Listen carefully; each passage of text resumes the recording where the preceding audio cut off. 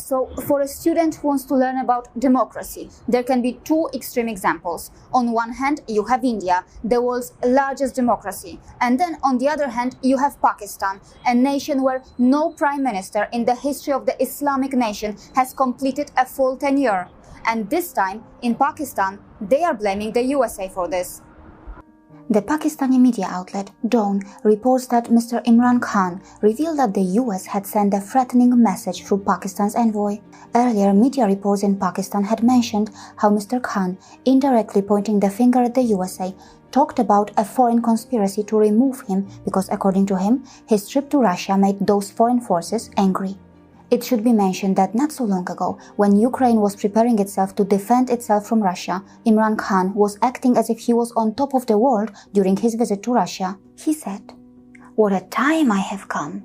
So much excitement!" Some in Pakistan even celebrated this timing.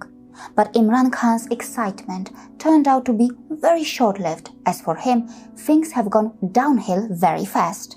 Today, Imran Khan is repeatedly blaming the USA for his troubles. According to Bloomberg, reacting to this situation, the US State Department spokesman Ned Price had earlier said there was no truth to the allegations. On the other hand, Mr. Khan seems to be claiming that he is being punished for following an independent foreign policy for his nation.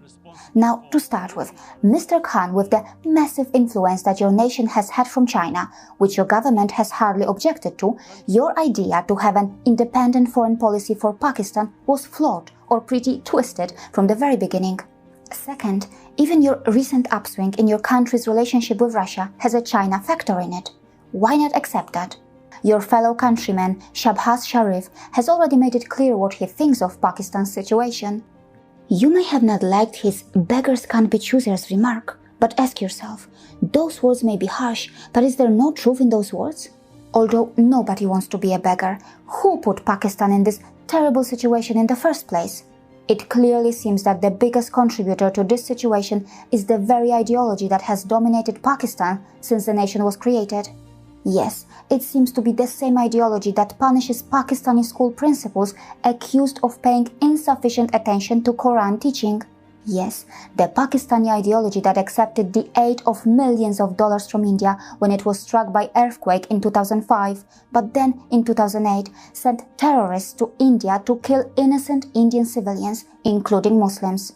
Yes, isn't it the same ideology that pretends to fight against Islamophobia globally, but then conducts a large-scale rally against Shia Muslims in Karachi, in which thousands of people openly chant anti-Shia slogans, creating fear among the followers of Shiite Islam in Pakistan, who make up nearly 15 to 20% of the country's overall population?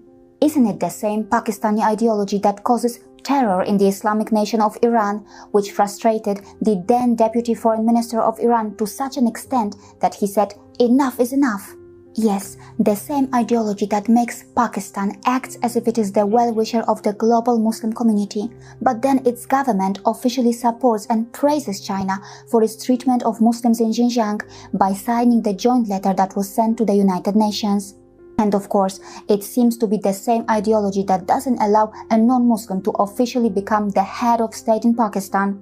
After all, what can you expect from a nation whose very foundation seems to be based on revenge and hatred? It's clear that as a nation, Pakistan would have been taken more seriously by the global community if it was at least economically independent and wasn't relying on aid from foreign agencies for its own survival. As far as the Pakistan-China-Russia nexus is concerned, it may be too early to conclude anything decisively, but at least for now, this development in Pakistan seems to have shaken this so-called emerging coalition. Yes, as Shahbaz Sharif said, beggars can't be choosers, and that is why, perhaps for Pakistan, attempts to participate in any international coalition with a sinister plan could easily be a self-made recipe for disaster.